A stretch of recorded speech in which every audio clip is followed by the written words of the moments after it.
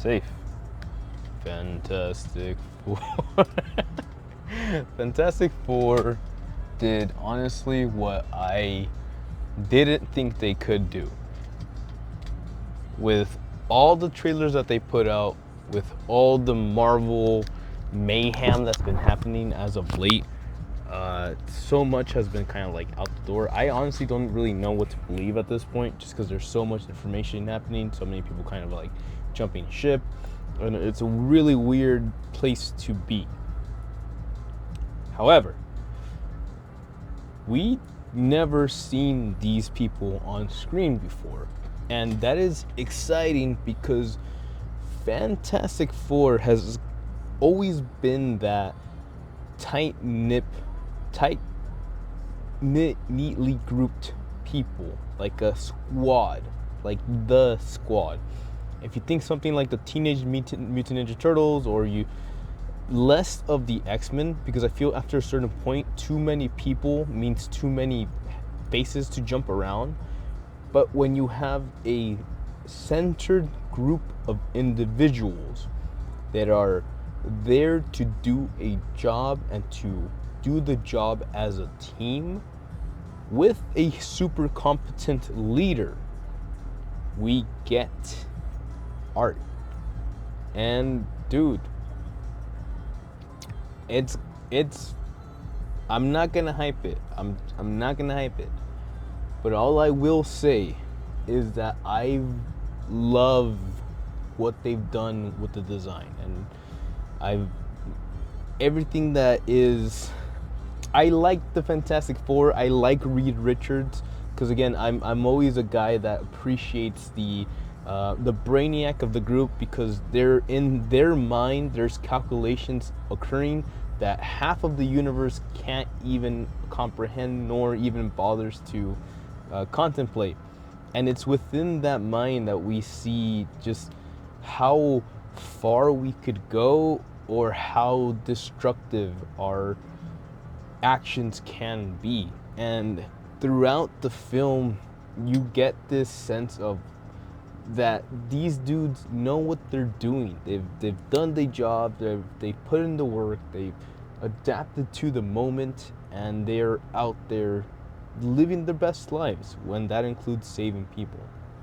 So when the ultimate challenge gets presented to them, not just an alien invasion per se, not just a extraterrestrial first contact, and not just the question of do we go out there and face this threat, but the idea that from the beginning we start this movie in a very gentle point, right? Normally you get that big Avengers intro or like those big superhero moments, but for this opening, it's a very like almost sneaks up on you, because it goes from the opening fanfare credits to this direct moment is a short moment with Reed and Sue Storm, and how they're in the privacy of their room, right behind closed doors, and they're trying to see if they are pregnant. And right off the bat, it gives off like this intimate, like this very, we're family, but that's my wife, feeling to it. So that was something interesting to see. One of my biggest concerns with this whole shtick is seeing how Disney has kind of taken that male fatherhood role and honestly just shat all over it. And me kind of understanding what the Fantastic Four are supposed to be, an American family that represents the best of us, and just a more nicer, happier lifestyle, right? Together, working as each other, as a unit, trying to solve the problems that one person could not do by themselves. And that is involving the alien invasions. So when this alien, celestial, comes up and reads that within Sue Storm, within Reed Richards' wife, there is a child growing with cosmic level powers, then it does become a personal quest. This dude straight up wants to eat this baby. Straight up. Because apparently the baby holds the cosmic power that this guy is looking for. And I won't get too into the spoilers. I know what certain storylines from the Fantastic Four series, and I have an idea of just how far Franklin Richards can go in the future, but I don't want to say much because I don't know how creative Marvel feels about this and what they would want to do with it. But there's an interesting thought piece there. Again, the idea that this baby, this child, this thing that we've been trying 2 years for, and we are now being graced with this moment. What would you do to protect the moment, the child, the life? And that is at the crutch of it. That is the main conflict.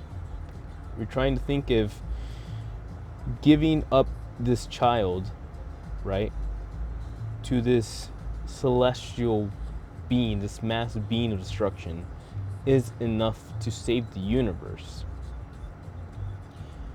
And these people are clamoring for salvation. What is justified?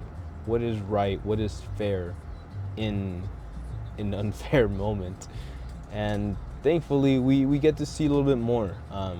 You could easily get into this moment, like things get serious and you start a mob thing, and you could go many ways with that, right? You could frame people as the bad guy. You could do so much, and I believe that anybody out there with a different mindset is gonna take a different interpretation of that moment.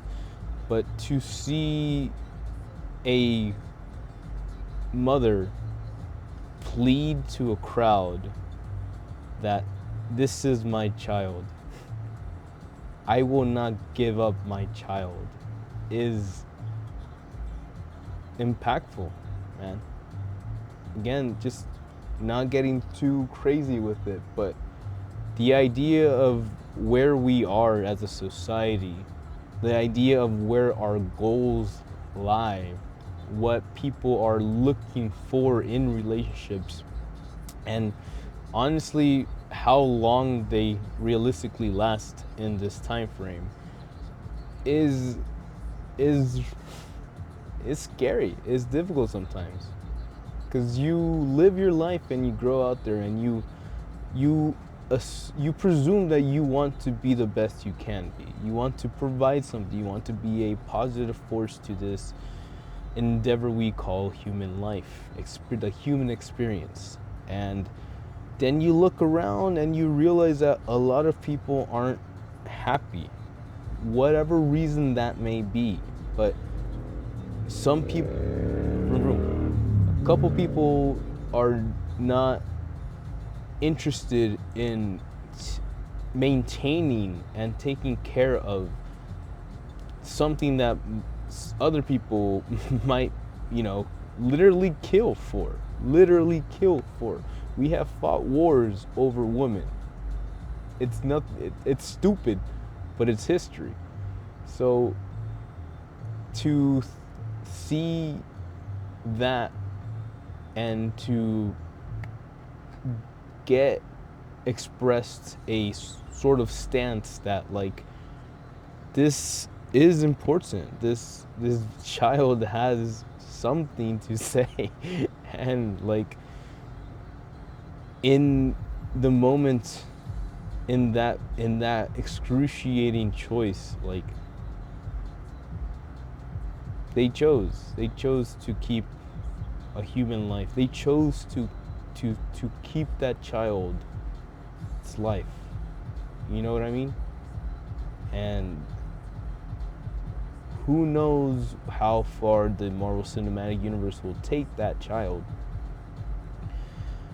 but he exists. He is in this universe, and now we let him grow. We wait and we see what happens. And yeah, man, it's just crazy to think about how like, how anti-family Lilo and Stitch was essentially, right? How it could be, and then to see Marvel come in and be like, nah, dog, they taught us right the first time around, or they showed us a better way the first time around. And while that might require being I don't even know what to call him, a mega IQ leveled leader in technological development, it also means that there's something to look forward to out there, and it's not all about the paycheck, and it's not all about the numbers. And who knows, maybe together, maybe in a more loving environment, we might be able to see where our hearts and hopes lie for the future. But damn, set design, beautiful. Story plot, it's all right. I could have gone for a bit more. I don't really know per se. They did everything they could have right. All the characters were presented very well. Reed Richards, for the most part, I accepted it and was okay with it. I'm very particular when it comes to Reed Richards. I just feel like Pedro Pascal is good when he's portraying emotions, but it's hard not to see Pedro Pascal playing Pedro Pascal in a stretchy man suit. So it's that point, but I'll leave that one there. It's serviceable. I enjoyed everybody working with each other. A lot of characters just really carry a lot of personality, and I think that is what we need more in this generation in terms of like the Marvel stuff, as we're not necessarily focused on the superpowers, homie. We're focused on the super inspirations and motivations for why these characters fight so hard, why they go so far, so fast, and why they really try to bring something to the table. So here's to hoping a lot more good stuff. I do believe this was a very good shot. It is our first Fantastic Four movie. Will we keep on getting this team, or will things switch up in the future? We have no idea. But if you're curious and you're excited, let us know down in the comments, and tell us, what was your favorite part? Aside from the, you know. But hey, it's been your boy, EXP666, wishing you buenos dias, buenas tardes, and an awesome mañana. Catch you later. Ciao. Atene. It's a 5 out of 7. It's a 5 out of 7. 5.5 out of 7.